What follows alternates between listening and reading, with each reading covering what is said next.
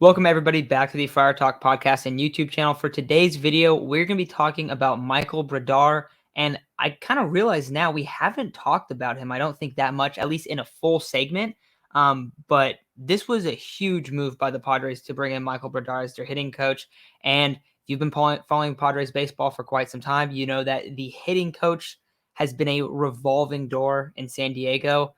In our three lives, I feel like every single season there's been a new hitting coach. I don't know if that's exactly the case, but it's been like the last few years where whoever's hitting coach is there for 1 year, 1 year stint, and then he's gone. Michael Brdar is coming off of a tremendous season with the San Francisco Giants. So I think there's a lot of reason to have some optimism this year.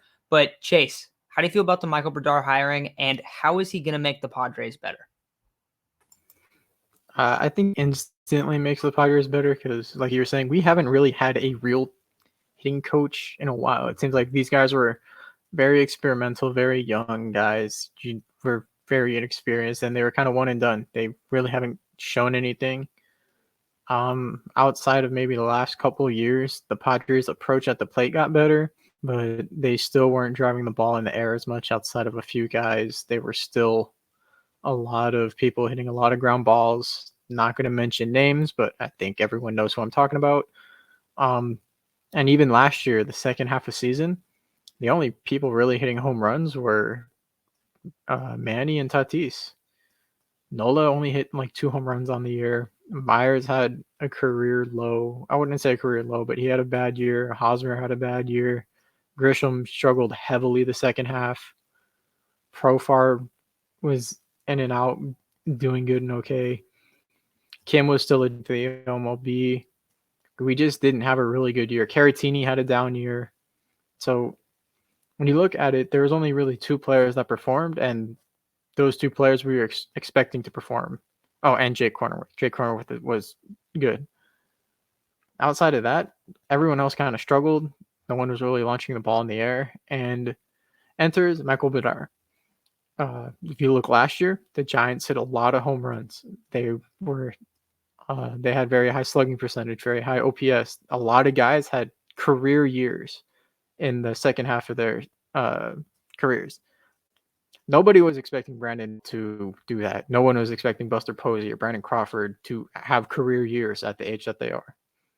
And Michael Brdar was part of that system, and I think Eric Hosmer, for Will Myers, for Trent Grisham, for basically everyone on the team, having him there is like a sign that we're going to try to win. We're going to try to everybody's approach at the plate. We're going to take launch angle to consideration. We're going to get these extra base hits. The hitting philosophy of the Giants had was very successful. But he thought that the Giants were going to burn out and that they were going to fall down. It didn't happen. Their bats carried them when their pitchers started to struggle.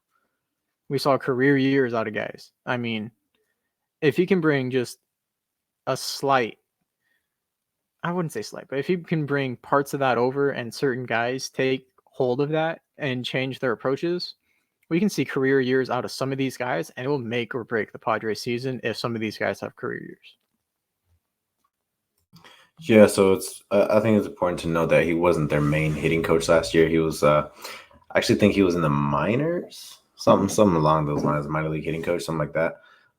But what helped him was he came into the interview with Bob Melvin, and Bob Melvin was blown away. He said that he was I got the quote right here. I knew 20 minutes into his interview that I had a pretty good sense I was going to hire him. 20 minutes into the interview from somebody that's considered, I think, one of the top 5, top 10 managers in baseball. So that gives me a lot of confidence in him, even if he wasn't, the primary reason the Giants were succeeding. But what he does bring over is the Giants' philosophy of success with not only trying to get the ball in the air, but the Giants were probably the best team when it came to matching up hitters in advantageous matchups against other pitchers.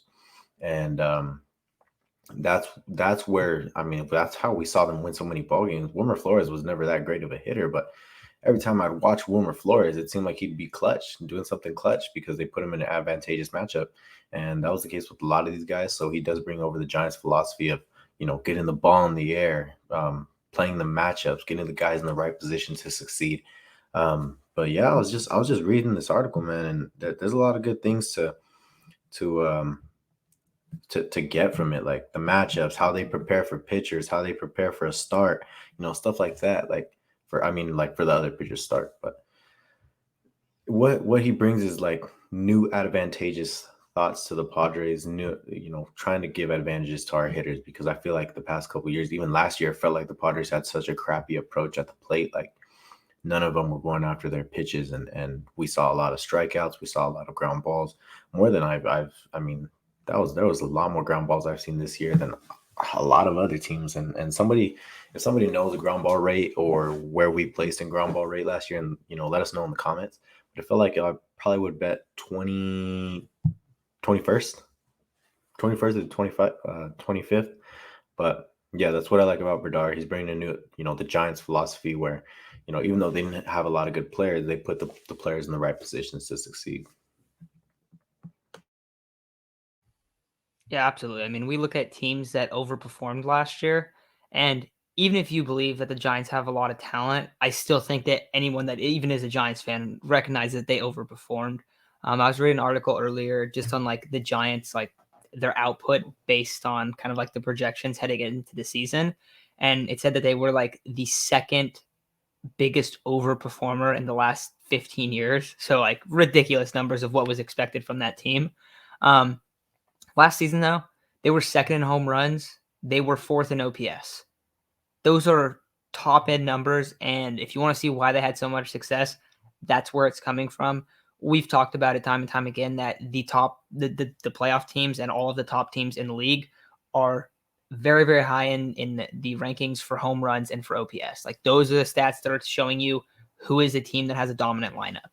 And for the Giants, they did a lot of that. Now, Isaac, you did bring up that Michael Brdar wasn't in the major leagues necessarily. He wasn't their actual like hitting coach in San Francisco, but more that he's bringing that philosophy over. He was actually the hitting coordinator for the minor leagues. So it's a much more like, all right, that's like the philosophy of how they do things here in terms of how they hit, like how they approach the plate, like at the plate and stuff like that. So I think that's where really what you're getting is the mindset of that. And that's why, Bob Melvin interviews him, and in 20 minutes, he knows he's this guy, because you can tell that he comes from an organization where they're completely dialed in and they know what to expect from their guys and they know how to maximize their guys at the plate. For the Padres next year, I think if you're looking at it from like a player perspective, I think the two guys that really stand out to me are Eric Hosmer and Trent Grisham as guys that can potentially bounce back if they are able to elevate the ball a little bit more. I don't think Trent Grisham is necessarily terrible at it, where Hosmer has like a lot of issues hitting the ball on the ground. But Trent Grisham definitely gets like up and down, and if he can stay consistent in his approach at the plate, I think that you could see him be a lot more consistent over the full course of a season, because he has just been so up and down throughout his short career. And I think that he's a guy that can benefit a lot from that. So those would be like my two guys to kind of eye on for this next year of like who can overperform the most. A couple other guys I think last year that were big in the hitting ground balls were Victor Caratini and Adam Frazier. Now Adam Frazier is no longer a Padre, and Victor Caratini is in a catcher room that we don't really know who's going to be there and who's going to get traded. So if he's not traded, if he is in San Diego, he's another guy to expect. Okay, he's probably going to get the ball in the air a little bit more as well. So I think those are the candidates that I would look at as like who can make the biggest jump. But anything else you guys want to touch on Michael Brdar? All right. Well, shorter video today, but we did want to just bring up, because we talked about this a little bit yesterday in the live stream, just on guys like Michael Brdar and people that you guys want to hear us talk about, because we did realize that we hadn't really brought him up. We brought him up in like in videos, but not a full segment on him. So short video today, but thank you all for listening, and we will be back tomorrow. We are going to be back posting a video a day and then our Sunday live stream. So expect that schedule moving forward. And hopefully later this week, we'll have an update on the lockout as well. But we're kind of waiting right now just to see what's going on with the lockout and kind of where everything's at. But with that said, thank you all for listening, and we'll talk to you.